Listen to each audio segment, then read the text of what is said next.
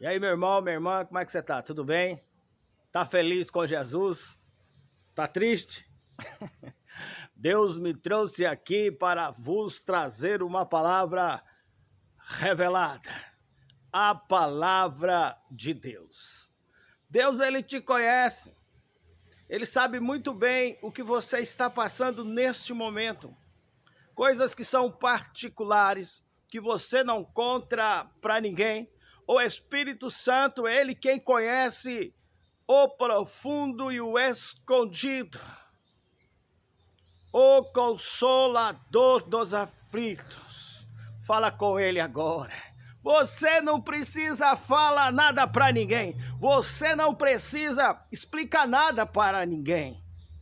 Talvez você que tem andado tão cabisbaixo pelos cantos e tem coisas tão íntimas que você não quer nem se abrir. Tome cuidado com quem você anda se abrindo por aí. Porque às vezes nós contamos para as pessoas coisas que são particulares e quando nós vemos, está lá o nosso nome estampado na primeira página da fofoca. Deus, ele te respeita, ele te compreende e ele te ama. E ele nunca vai te constranger de forma alguma. Pode confiar. Você que pensa que para ter comunhão com Deus, talvez você ache que precisa ser um super crente ou um super religioso. Não, meu irmão, ninguém é perfeito. Se entrega ao Senhor, deixa Deus trabalhar na tua vida, porque a santificação, o resto é com Ele. Ele sabe o que você precisa, e a nossa justiça para Deus de nada vale. E talvez algumas coisas que eu vou te falar aqui agora, ou coisas que eu falo, para muitos parece loucura. Mas saiba que o evangelho para muitos é loucura mesmo. O homem natural não entende o trabalhar de Deus. As pessoas são acostumadas a descartar as outras. Depois de descartar, eles te rotulam. E então, após te descartar, te rotular, aí lançam uma sentença. Acham que são os juízes perfeitos, que têm o privilégio ou têm a autoridade de sair julgando todo mundo e condenando todo mundo. Mas Jesus, o juiz dos juízes e o advogado dos advogados, ele não te condena. Ele te recebe. E para chegar na presença dele, é preciso ter fé e um coração quebrantado. O trabalhar é de Deus, ele vai trabalhar na tua vida, ele vai mudar algumas coisas que precisam ser mudadas.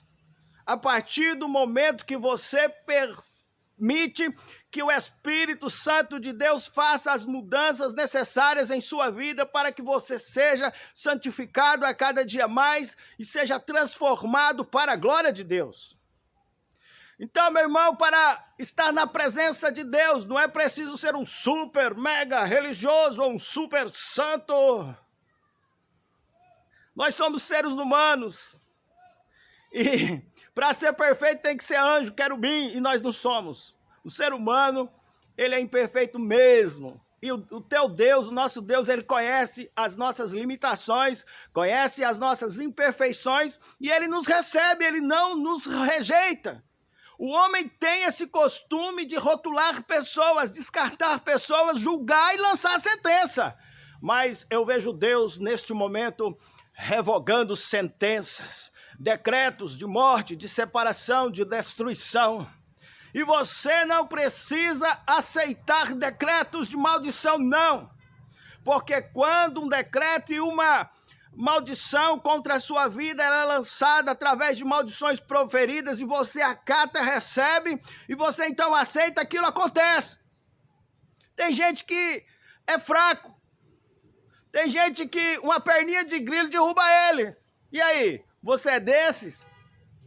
Deus não te chamou para ser um fraco derrotado, não. Deus te chamou para ser forte. Nada vai te destruir, nada vai te abalar, né? Se Deus estiver contigo. O inimigo, ele tenta mesmo destruir a sua vida, ele vai usar pessoas, ele vai tentar atingir o teu emocional, o teu psicológico, ferir o teu coração. E ele vai usar pessoas próximas, pessoas que têm o poder de falar coisas que te magoam. Porque gente que você não considera, gente que você não conhece direito, pode falar o que quiser que não te atinge. Mas quando é alguém que tem o poder de atingir o seu psicológico, então você se fere.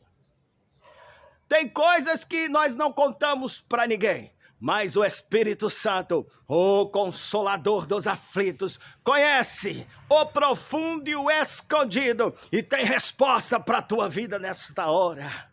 Ele é fiel, sabe quem você é, conhece as suas limitações, conhece as suas fraquezas e Ele não te rejeita. O Senhor Jesus está de braços abertos para receber a tua vida. Chega na presença dEle agora. Deixa Deus trabalhar, mas você tem que aceitar, você precisa perdoar o seu semelhante, você precisa se perdoar, aceitar o mover de Deus, aceitar o trabalhar de Deus, e Ele vai fazer, e Ele quer fazer. Ó, tá aqui, ó, na mente. As maiores batalhas que nós enfrentamos está dentro da nossa mente. São batalhas emocionais, psicológicas, batalhas mental. A luta é meramente espiritual e em batalhas espirituais nós lutamos e enfrentamos com armas espirituais. São essas: o capacete da salvação, o escudo da fé, a couraça da justiça, as sandálias da preparação do evangelho. Deus tem vitória para a tua vida. O que Ele tem para entregar para você, ninguém toma. A porta que Deus abre, ninguém fecha. A porta que Deus abriu para você é tua e ninguém fecha a porta que Deus abriu. Aleluia. Livro de Marcos, capítulo 5. Ó, capítulo 5, livro de Marcos, capítulo 5, versículo 24. E foi ele, e com ele, e seguia uma grande multidão que o apertava. Jesus e uma grande multidão que o seguia. Jesus estava a caminho da casa de Jairo. A filha de Jairo estava moribunda, isto é, à beira da morte. E a situação era gravíssima. Havia uma certa urgência. Jesus precisaria chegar rápido à casa de Jairo. Jesus a caminho da casa de Jairo, e com ele estava uma grande multidão que o comprimia, que o apertava. Jairo, um dos principais da sinagoga. Ele era uma autoridade religiosa. Jairo era uma pessoa de renome. Jairo era uma pessoa que estava em evidência. E ele, no meio daquela multidão ao qual Jesus estava seguindo a casa de Jairo, aquela multidão era uma multidão composta por fariseus e escribas, judeus, pessoas religiosas. Por quê? Porque Jairo era um dos principais da sinagoga. E ali, aquela multidão era uma multidão diferente. Observe que os fariseus tinham o costume de rivalizar Jesus. Muitas vezes eles confrontavam Jesus, mas Jairo, quando viu que a sua filha estava à beira da morte, ele se humilhou.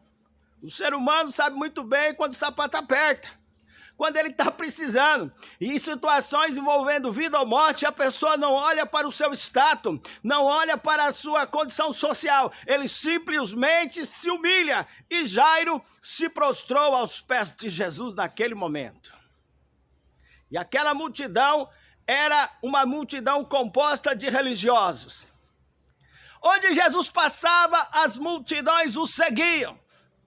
Onde Jesus passava, o cego via, o surdo ouvia, o leproso era limpo, pessoas eram curadas, pessoas eram libertas. Então haviam brados de júbilo, havia glória a Deus, havia um barulho diferente, era a multidão do milagre. Mas ali estava a multidão dos fariseus.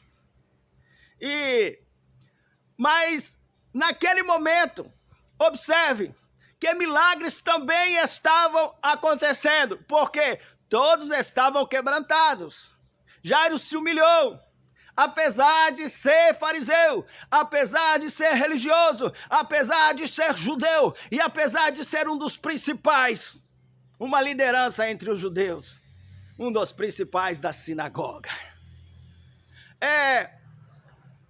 Não importa qual a sua característica financeira, a sua posição social ou o cargo que você ocupa, para que milagres aconteçam, você precisa se humilhar.